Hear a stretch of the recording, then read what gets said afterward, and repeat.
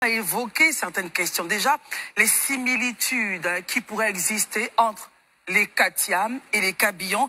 Avons-nous des éléments de différence, tout en sachant que le cas Billon ne fait pas d'objet de contentieux ou de plainte devant les juridictions ivoiriennes? Et au total, quelle stratégie pour le PDCI? Il faut là forcément penser à un plan B, ou quelle porte de sortie pour PDCI et pour Cap Côte d'Ivoire? Daouda, votre point. Merci beaucoup, Christelle. Avant de répondre aux questions que Herman se pose, oui, je vais donner mon point d'analyse. Allez-y, bien sûr, tout à fait. Déjà, ce matin, j'ai fait un tour au palais de justice pour assister au délibéré de la juge. Et selon ce que j'ai pu entendre là-bas, l'analyse que je fais, c'est que la justice juge sur pièce.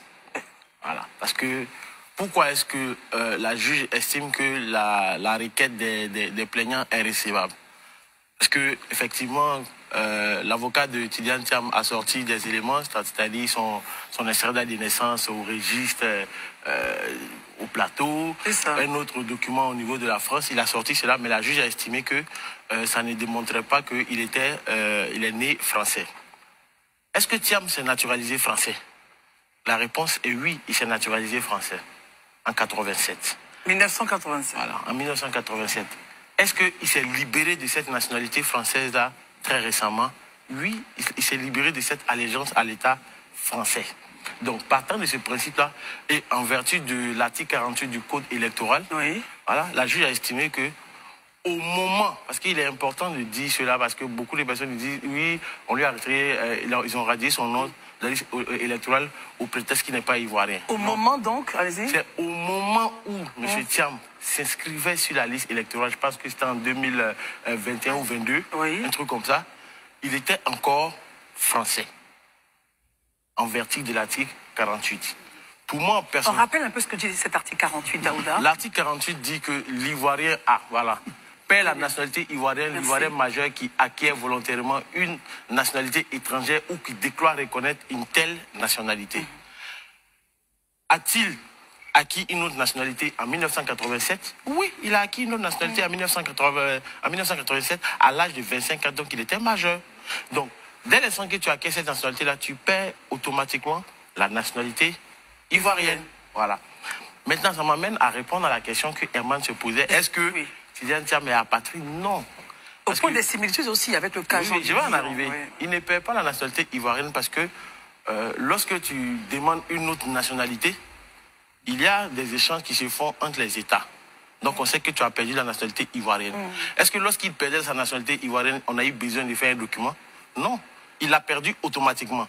Donc à l'instant T0 où il va demander sa libération à la nationalité française, il acquiert automatiquement la nationalité ivoirienne.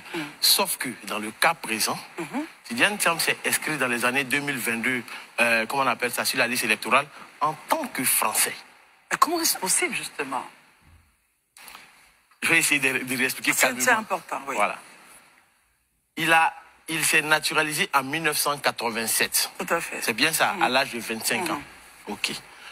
L'État de Côte d'Ivoire ne reconnaît pas la double nationalité. L'État de Côte d'Ivoire dit, si tu prends une autre nationalité, tu perds la mienne automatiquement.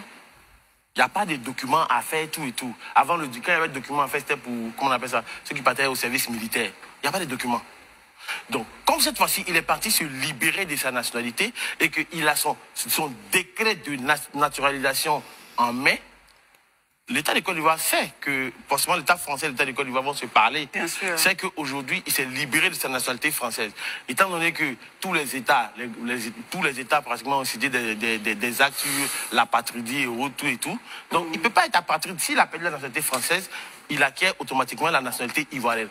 Sauf que, lorsque M. Tidiane Thiam entre en Côte d'Ivoire en 2022 pour venir s'inscrire sur la liste électorale, il avait toujours la nationalité française, puisque c'est récemment qu'il a fait acte, il s'est libéré de sa nationalité française. Très bien, donc c'est ce que la juge dit.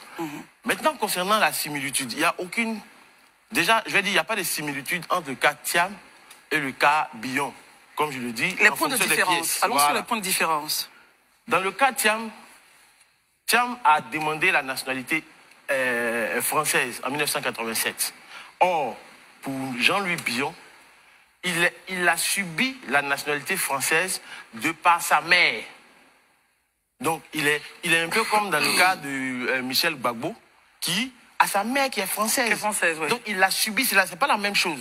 C'est très différent. Maintenant, pour le cas, quand il demande, par exemple, pourquoi est-ce que lui, il est encore sur la liste, il est important d'expliquer, et nous avons un rôle de pédagogie, il est important d'expliquer aux Ivoiriens que, est-ce que vous avez vu une plainte au niveau du contentieux, puisque la loi électorale est claire en la matière. Je pense que c'est l'article 12 qui dit que tout Ivoirien, lors du contentieux, peut demander à ce qu'on radie quelqu'un sur la liste ou qu'on ajoute quelqu'un sur la liste. En tout cas, de mémoire, je n'ai pas vu de plainte vis-à-vis de monsieur Jean-Louis Billon. Et la justice ne peut pas s'auto-saisir de cette affaire-là. Donc, si un membre, par exemple, voulait que Jean-Louis Billon ne soit pas sur la liste, il n'avait qu'à aller porter plainte devant la CEI, après qu'elle allait le ramener à la justice pour qu'on radie Jean-Louis Billon. Il n'y a pas eu de plainte. Pour le cas Thiam, il y a eu plus d'une dizaine de demandes de radiation. Donc, on connaît des noms, mais c'est pourquoi, comment on appelle ça, la justice a fait, comment on appelle ça, a fait droit à la requête de ces requérants. Très bien, Daouda, merci. Voilà, 150 requérants. Voilà. C'est 150 requérants. Contre le président Thiam. Voilà, pour le retrait de... Pour demander sa radiation. Exactement. Très bien. Alors, on va écouter Isabelle Vauvert un peu.